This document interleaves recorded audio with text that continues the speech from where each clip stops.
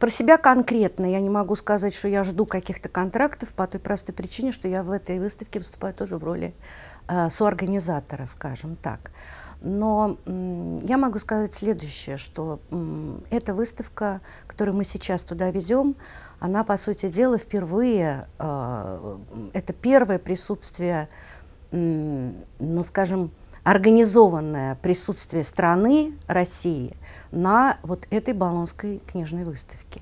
Потому что, в принципе, это очень серьезный большой форум, который собирает художников из разных стран и показывает состояние детского иллюстрирования на сегодняшний момент. Это очень престижный форум такой.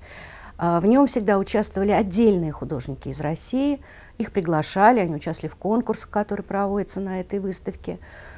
Вот. Но какого-то вот такого серьезного государственного такого участия в этой выставке никогда не было. Это первая такая выставка.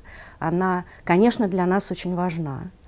И, конечно же, очень интересно. Мы придумали там довольно много всяких интересных мероприятий, о которых мои коллеги расскажут конкретно уже просто.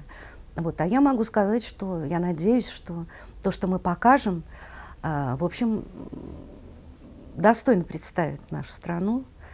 И, в общем, мне кажется, должна понравиться эта выставка людям, которые внимательно очень относятся к развитию вообще художественного вот этого процесса иллюстрирования в мировом масштабе. Русские художники, они же не находятся где-то там вне процесса международного. Они все очень-очень влиты в этот процесс.